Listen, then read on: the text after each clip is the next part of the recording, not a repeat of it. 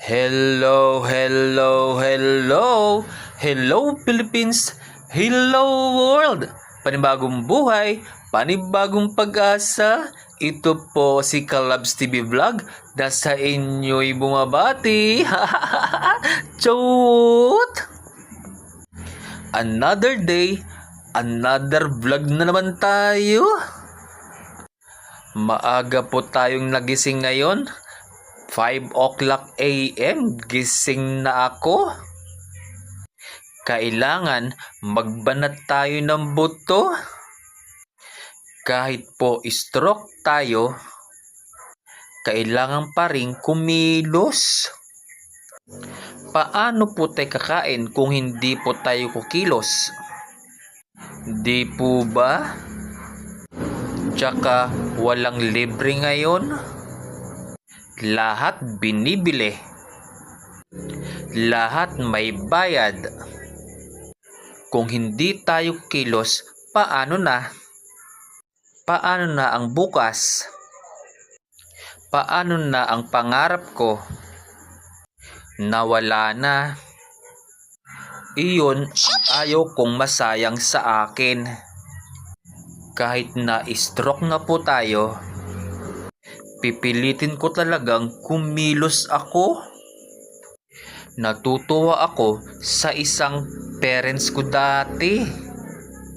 Noong ako'y nagtuturo pa. Si Ma'am Julie Donor. Magpahanggang ngayon, hindi ako nakakalimutan. Tutor ko dati yung anak niya, si JD. Ngayon, grade 7 na. Napakabilis ng panahon.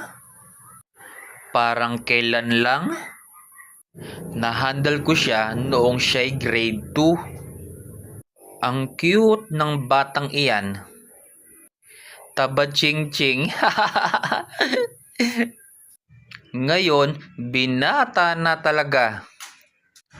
Diba kahapon Pasko? Inawitan ko si Ma'am Julie Donor ng isang awiting makabagbag na awitin na Pasko na sintak ko. Abay, sinendan ako ng 1,000 pesos sa GCash. Ma'am Julie Donor, thank you po. Salamat po sa gift nyo. Pagpalain po kayo ni Ama. Bumili ulit ako ng dagdag paninda. Pag may nabenta ako, binibili ko din kaagad. Pakonti-konti ang bili ko. Wala po kasi tayong gaanong puhunan, kaya unti-unti lang. Pasasambat, dadami ka rin. Hayaan nyo po, pagsusumikapan kong mapuno ang tindahan ko. Unti-unti lang. Pasasambat, lalago rin ito. Sa tulong ni Ama. Walang imposible. Basta hingiin natin kay Ama. Knock-knock, pasensya ka na muna sa akin ha. Hindi na tayo nakakapag-vlog. Medyo dito muna tayo sa pagkakitaan natin. Tsaka sorry knock-knock, kinukuha ko agad ang itlog mo. Para maging pera ka agad. Charot!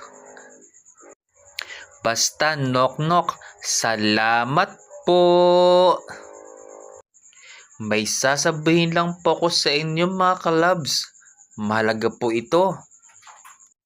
Ang tao, kahit walang pinag-aralan, may halaga, may talino, at may galing.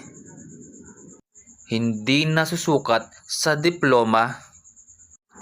Ang tunay na talino, kundi sa puso, sipag at kabutihan. Maraming ang may tinapos pero kulang sa respeto. Pero ang taong may malasakit, yan ang tunay na may aral sa buhay. Kaya huwag mong maliitin ang sarili. Ang dignidad at talento mo, hindi kayang agawin ni numan. O siya, tapos na naman tayo. Magpapaalam na po ako sa inyo mga kalabs. Ito po si Kalabs TV Vlog na sa inyo nagpapaalam. Bye-bye!